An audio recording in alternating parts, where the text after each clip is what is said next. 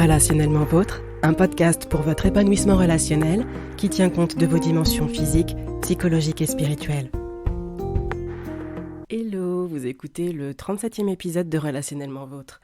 Dans l'épisode précédent, il était question de difficultés à se montrer vulnérable parce que l'entourage familial, amical, professionnel se montre en difficulté ou en demande. Du coup, vous avez pu découvrir 3 portes de sortie pour vous autoriser à être vulnérable malgré les attentes de votre entourage. Dans l'épisode d'aujourd'hui, nous allons poursuivre sur la vulnérabilité en abordant le versant où il y a comme un blocage concernant cette vulnérabilité, parce que dans l'environnement dans lequel on a grandi, les adultes ne se montraient pas vulnérables, bien au contraire, car la vulnérabilité était considérée comme une faiblesse à absolument éviter de dévoiler selon eux. Chacun d'eux porte un masque donnant l'illusion d'être inébranlable, infaillible, pratiquement parfait aux yeux des autres.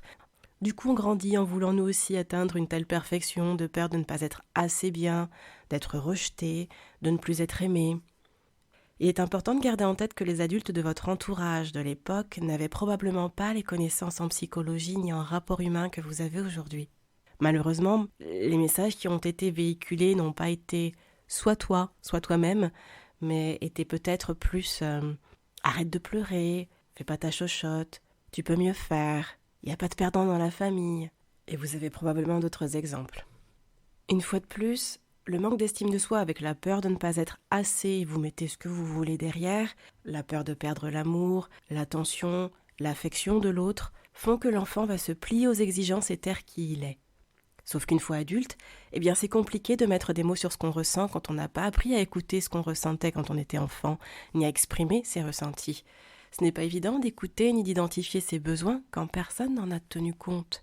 Et c'est vraiment délicat d'être dans l'écoute, la tolérance, l'acceptation, l'empathie vis-à-vis des autres quand on n'a pas appris à l'être envers soi-même.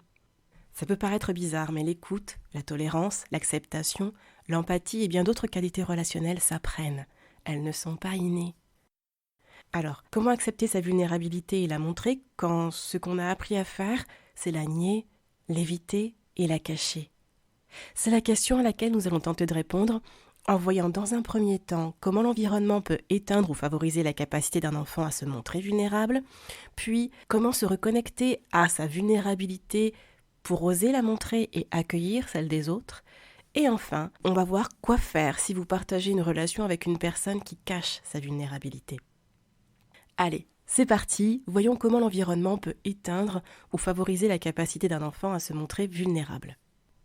Un enfant va naturellement se montrer vulnérable, ça c'est inné, pas besoin de l'apprendre, et ce sont les réactions directes ou indirectes de l'environnement à cette vulnérabilité qui vont finalement amener l'enfant à accepter cette vulnérabilité, à l'exprimer, ou au contraire à vouloir la cacher, à en avoir honte.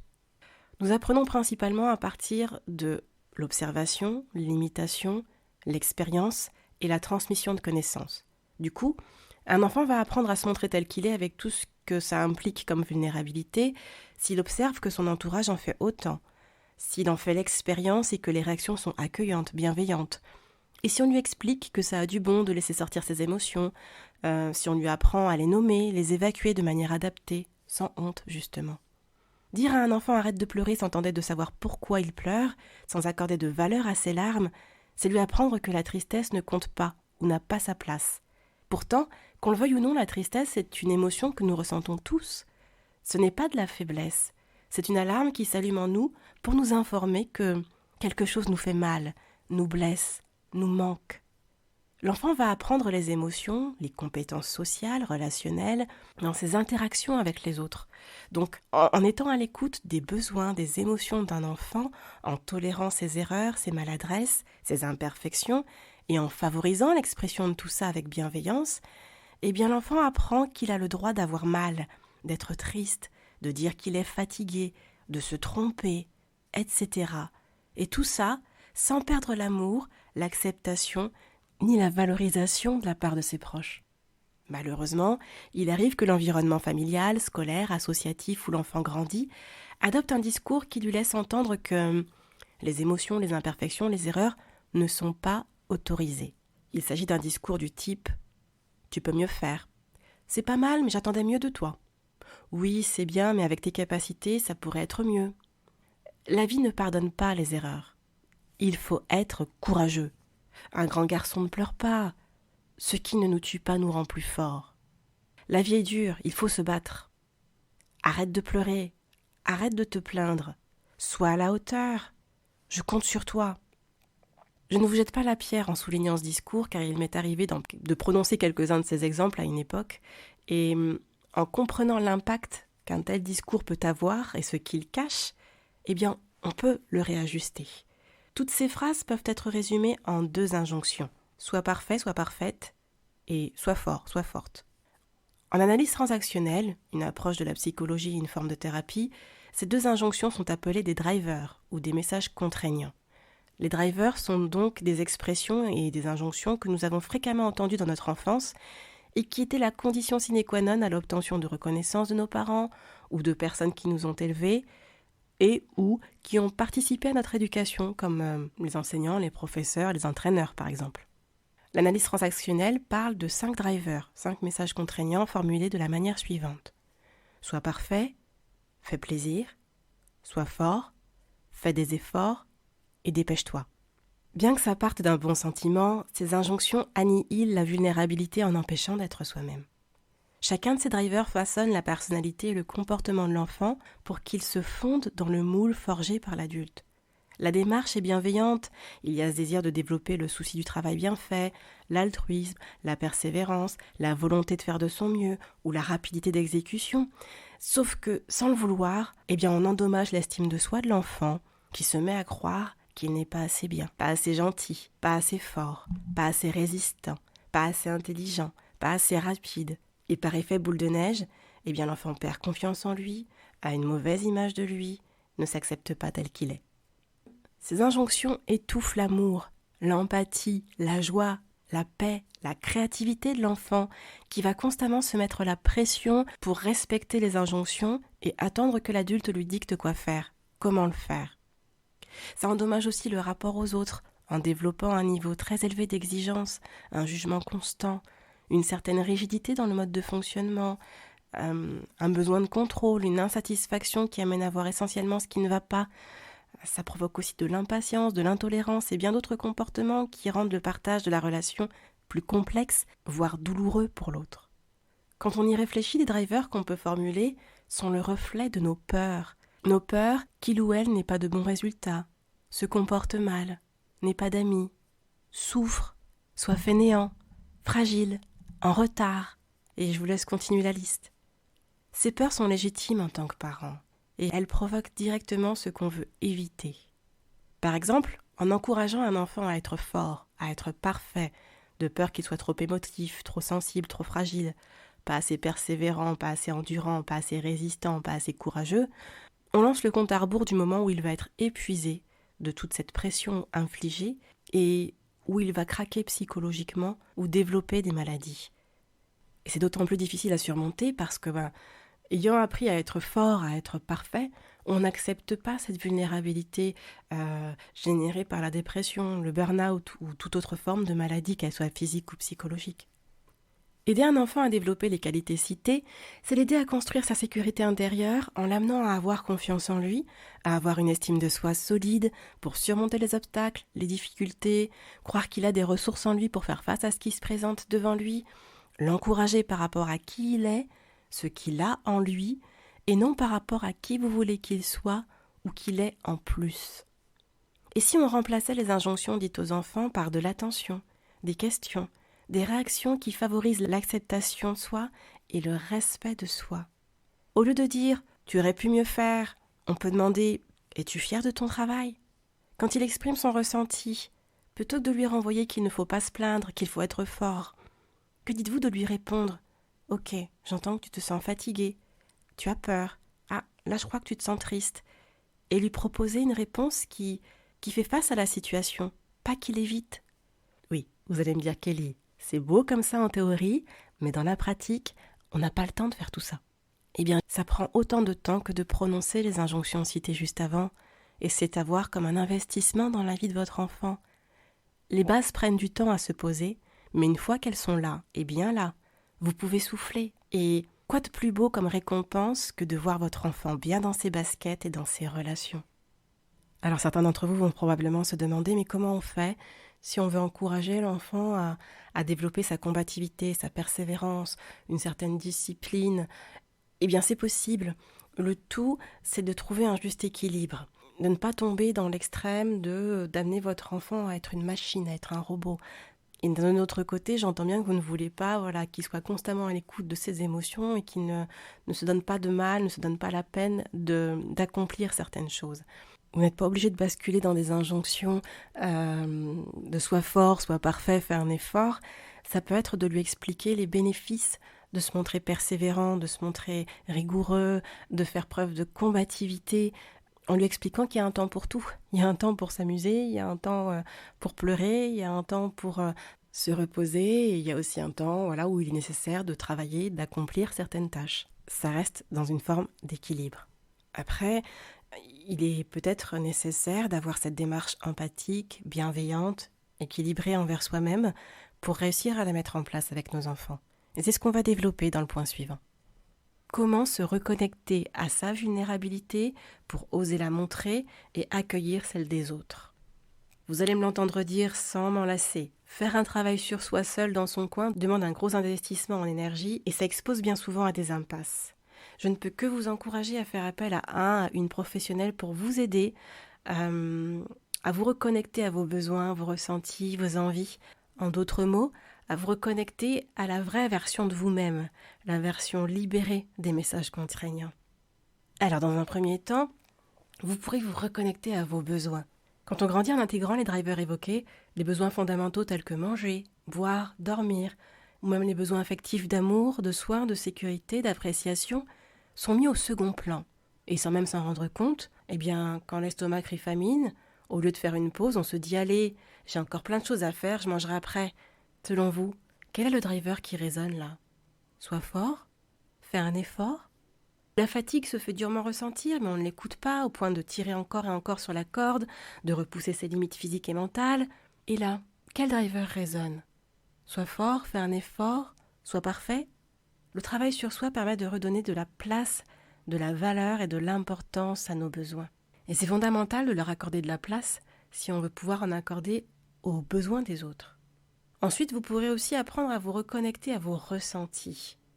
La peur, la tristesse, le doute, la colère, l'inquiétude, le deuil et bien d'autres ressentis ont totalement leur place dans nos vies.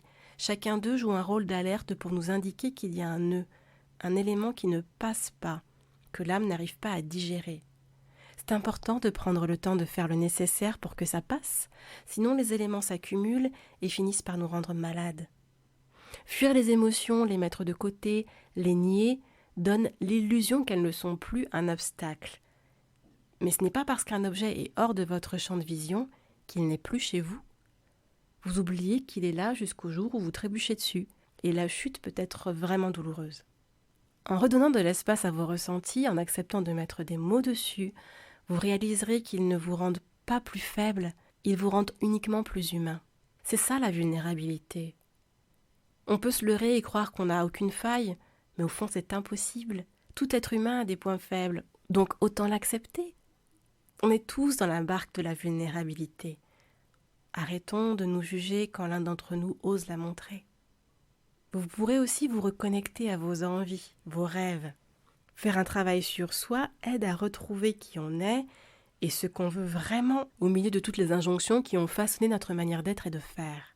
On prend le temps de se demander ce qu'on veut, ce qui nous plaît. Ça risque d'être déstabilisant au départ et c'est tout à fait ok. Quand on a passé des années à faire ce qu'on nous dit, s'autoriser à faire ce qu'on veut peut demander du temps et c'est normal. Prendre ce temps est nécessaire et surtout, respectez bien votre rythme. C'est le premier pas vers le fait d'être vous-même. Vous n'êtes pas obligé de vous dépêcher.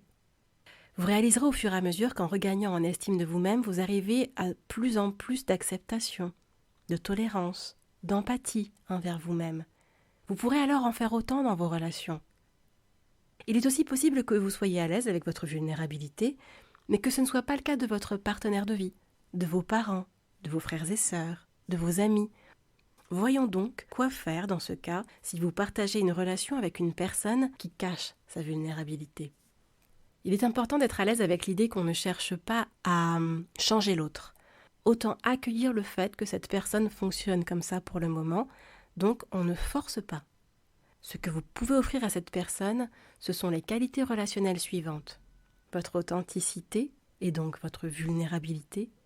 Quand une personne sait se montrer telle qu'elle est, avec tout ce que ça implique de bon, de mauvais, de moche, elle envoie le message « Sache que tu peux en faire autant si tu veux. Je ne te jugerai pas. » En parlant de non-jugement, vous pouvez aussi offrir votre acceptation. Quand on grandit dans un environnement qui nous façonne avec des injonctions, ça fait du bien d'être en contact avec une personne qui n'en a aucune et qui accueille tout simplement la version de soi qui est montrée. L'acceptation, le non-jugement vont de pair avec la tolérance. Nous fonctionnons tous différemment et c'est OK. Ensuite, vous pouvez offrir votre bienveillance. Veiller au bien de quelqu'un prend différentes formes. Ça passe premièrement par l'écoute apportée. Vous êtes à l'écoute des besoins, des ressentis, des envies, des refus, des idées de l'autre.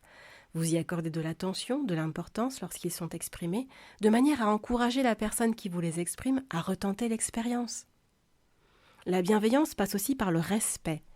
Vous respectez qui la personne est, ses valeurs, les limites qu'elle exprime.